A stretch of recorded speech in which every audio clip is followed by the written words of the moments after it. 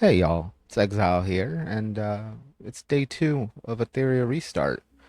Yesterday we went ahead and got up to level 16. I didn't want to use any of my vials for stamina. I probably could have gotten to 17 or 18, but I want to save those vials for double XP days to really help with the grinding later on. As you can see, story mode is locked out until level 20. So basically, progression is at a standstill till I grind out those 4 levels. So I figured I'd go ahead and record the progress that I've made already and just kind of show you what's available. As you can see, Summit Arena is locked for another 16 hours, so RTA is going to be down until then. After that point in time, you'll actually be able to see and participate in live PvP. Until then, you're kind of stuck with the automated PvP in the Ether Arena, which isn't bad. I still got to get those matches in. Aside from that, like, we got our normal challenges unlocked. I still need to participate in this Phantom Theater. This is something that refreshes every 3 days. So, oh, actually 4 days, if I'm looking at that counter correctly. It might even be longer than that. It's just where it started at this go round. Yesterday it was saying something like 3.5 days. So I want to say it's 4 or 5 days that it refreshes, but it could be weekly. I'm not worried about that too much. As you can see, Shell Story is still going. Basically plays like Monopoly. You get some pretty cool rewards from doing this, but it's just your typical Monopoly game that gets added to every gotcha out there. And so it's worth just doing a couple rolls on. As you can see, I went ahead and got a standard pull. And they've got other rewards on here that aren't too bad, like this. And that'll work. I actually need these. The prowess packs are really, really helpful with powering up your character later on, especially those advanced ones, because they take a while to get. So if you can get as many of those little packages as possible, it really goes a long way. This cubic game it's interesting. Like, you basically set up fights and you can power up different nodes and stuff like that. So, like, if you take a look at it, you have these little power-ups here, which can raise star levels. You can get different kinds of effects. So power blessings, +1, stuff like that. So, like, take this for example. Whoops, select that. Why is it? Okay, whatever. Anyways, as you can see, whatever you're selecting goes up by a star level. That's going to raise the difficulty of that challenge, but at the same time, like, the rewards that you're going to get are going to be better. So, like, you select the card that you want, and you confirm placement. You can also cancel and back out. And then, like, if you wanted to, you could select this one then. And as you can see, we can enhance all 3 of these if we really wanted to. I'm not going to do that right now, though. I just kind of wanted to show that to you. Anyways, once you've powered them all up, you can basically fight each one of those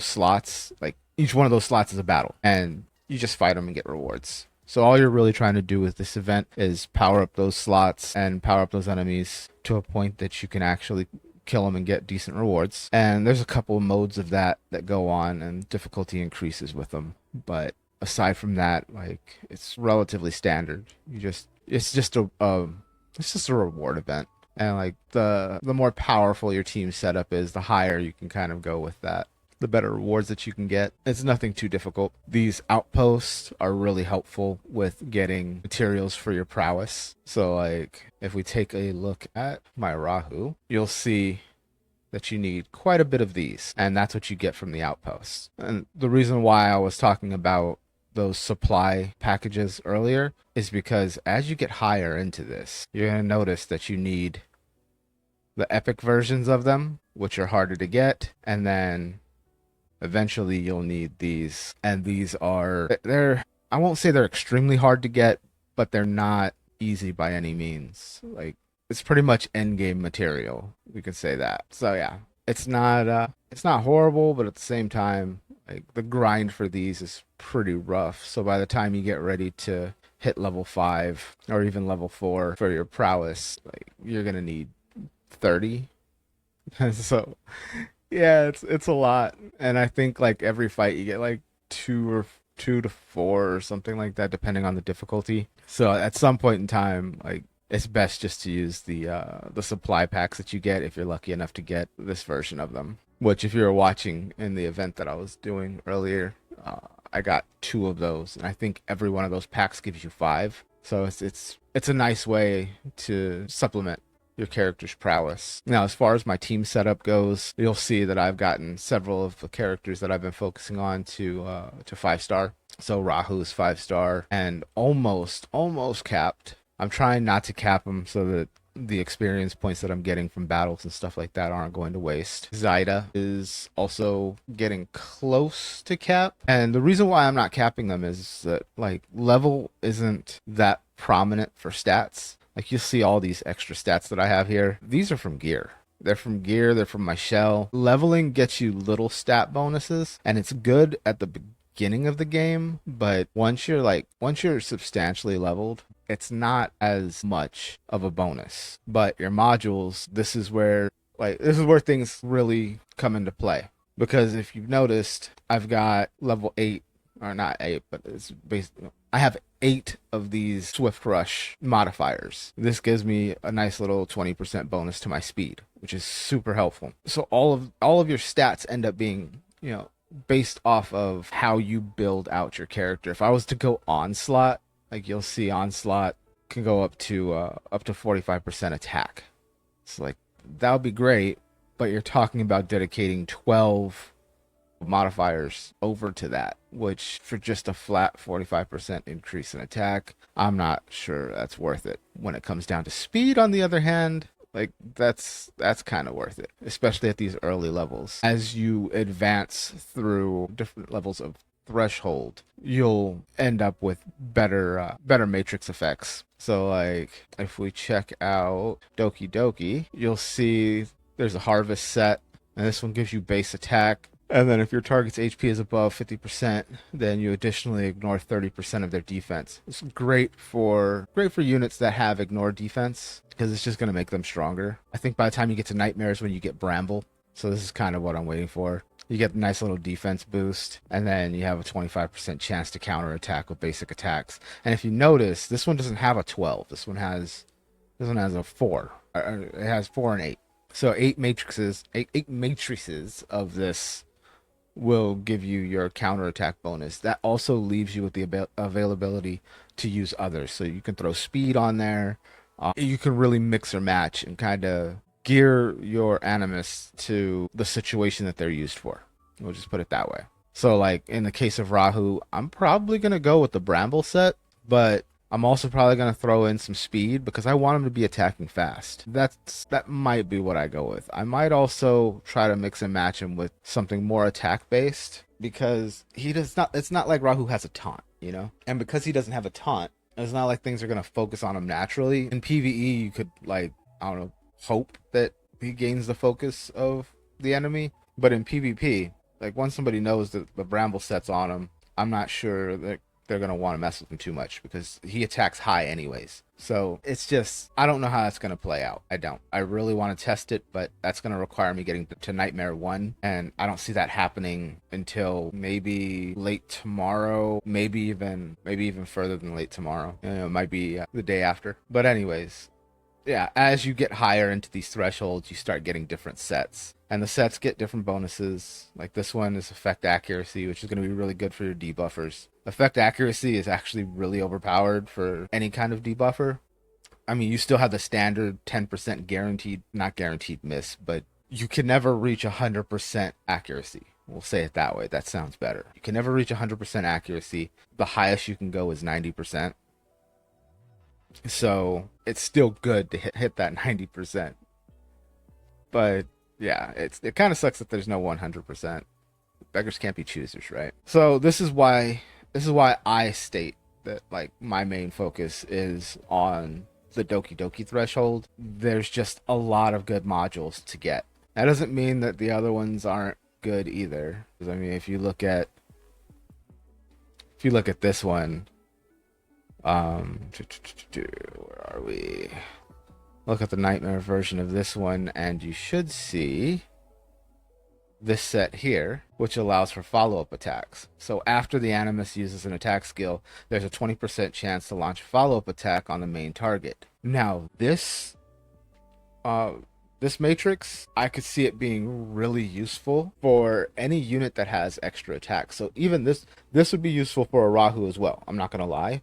And the reason why I say that is Rahu kind of does extra attacks anyways. So because of his wrath boost or skill or buff, whatever you want to call it, because of that, he has a chance to assist other characters. So like you throw this on him along with like say a Lily who also triggers an assist, and I can see you attacking a lot freely with Rahu to the point where you might even be able to just wipe out a team based off of assists. Because not only would Lily trigger an assist for herself, but his wrath will trigger assists for the rest of the team, and then you add follow-up attacks to that from Battle Will, and it could get pretty cool. So like here's what I'm thinking. Like maybe set him up with an 8-piece or an 8-matrix set of Bramble and an 8-matrix set of Battle Will and see how that goes. I might actually try that out. I really want him to be based off of defense as much as possible, but I mean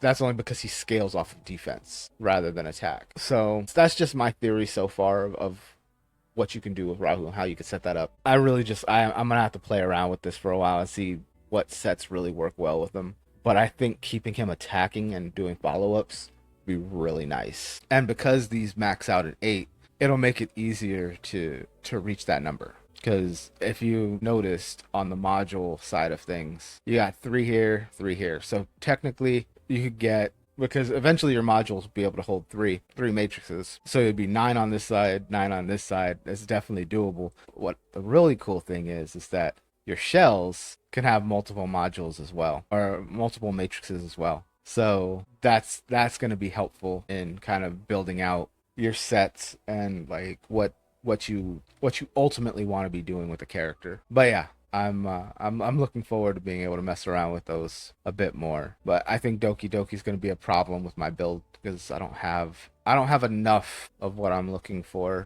I think I need another character that can help out with that. I know there's a couple of them that are specific for Doki, so I might focus on trying to pull them. But in all honesty, I'm not too worried about it. As I level up, I should be able to push through content pretty decently. Rahu's hitting like a freaking Mack truck now. Like I'm critting for 11,000, and it all helps with his defense down and Zaida's defense down. Like it's kind of nuts how strong the defense down team has been working out. Like they are better than I thought they would be. And even Chiaki, for the type of healing that she does, she's actually a really good healer. And the buff that she gives for decreasing damage is really nice as well. The coolest thing is that it feeds into Zaida. Whenever she gets a buff, she gets stronger. And then this dude's crit rate buff also buffs Zaida, so she hits hard too.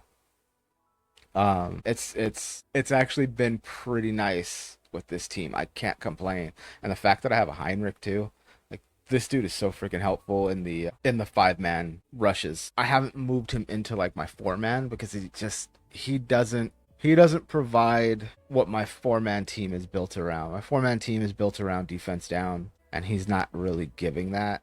But in my 5-man teams, he's definitely there. I haven't really made a move on anybody else. I got Kloss. I might level her up a bit because there is content where having other characters leveled up would be nice. I also pulled a Tsukiyomi. Because she's buff based, I'm actually tempted to see how she does in Gray's place. So while she doesn't have the defense down, she does have a nice speed buff. So not only is she increasing speed, she's increasing attack, which is like, that's great. That's wonderful. She drops a silence, which that could be really useful in PvP. Could also be useful in PvE. And then just her regular attack. So, and it's turn meter based. I mean, I'm tempted. And this one reduces all Animus and Shell skill cooldowns by 1 turn. So like this could be really cool too. So yeah, I'm actually tempted to build her. And like that turn meter increase is really nice. And as you can see, I lucked out and pulled a Freya. Not that I'm gonna use her.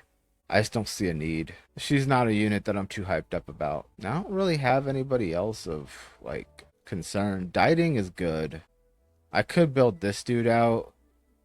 And the reason why I say that is I have several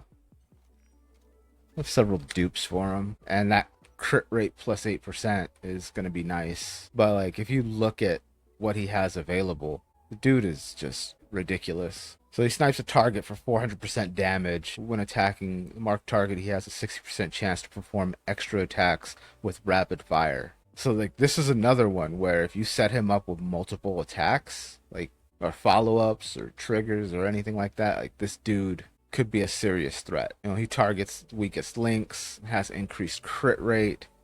It's like you could just straight up build him for crit. You wouldn't even have to build him for crit because he's getting it. But if you did build him for crit so that you made sure to max him out at 100% crit and then just focus on crit damage across the board, oh my god, this dude could be a serious threat. So I mean, this is a case where you've got an SR unit here that, I mean, could completely go under the radar of anybody who didn't know what he actually specializes in, and could really wreck the opposing team. And I think you're going to see a lot of units like this sneaking in on RTA. I mean, you're always going to have your meta, but at some point in time, like people are going to try these SRs, and some of them have some really unique capabilities. Anyways, that's where I'm at today. That's all the stuff I really want to cover. I don't think there's anything else to really go over. If you manage to get in a union, which I would highly advise that you do. Oh, did I get kicked out of mine? I got kicked out of my union. Wonderful. Okay. That's something that I'm gonna have to work on today. But yeah, so it looks like I'm gonna need to get back into a union. I would highly advise that you do so. And the reason why I say that is there's a lot of benefits. I can't show them because I'm not in one right now. But there are a lot of benefits to being in a union. You get some free, oh, I shouldn't say free, but you get certain bonuses, we'll put it that way. You get some loot, and there's a event in the union screen where you get to kind of team up on a boss, and that's where you're going to get some loot from and stuff like that. Anyways, let me get into a union again, and I'll cover all of that in its own separate video, I guess, because yeah, it's kind of pointless to even go over it when I'm not in one right now. What else? Honestly, I think that about covers it. Make sure that you're doing your events. Candy Party is a huge one. This is pretty much just free loot. Let's see. Your check-in. Make sure you're doing your check-in. Everybody likes free pulls, and that's exactly what this is. These tasks are just for progression, so you'll naturally unlock these as you move through the story. The 7-day commission is for your free Linglo, and this is definitely worth doing because she does make a really good healer. Not to mention, once you move on to phase 2, you have the ability to get this right here. This is basically just a free SSR. With that, you could really luck out, or you could pull a dupe. But either way, you can't really shrug off a free SSR pull. Growth bonus, this is just for leveling, so make sure you're pushing those levels. Make sure that you're pushing into the Grim Pursuit, Threshold, and Ember Trek when it unlocks.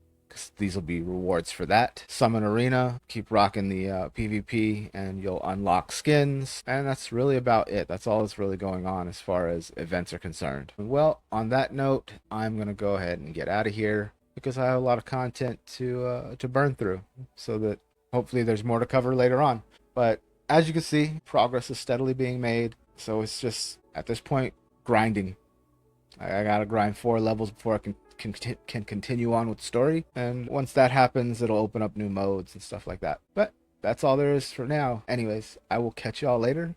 Peace.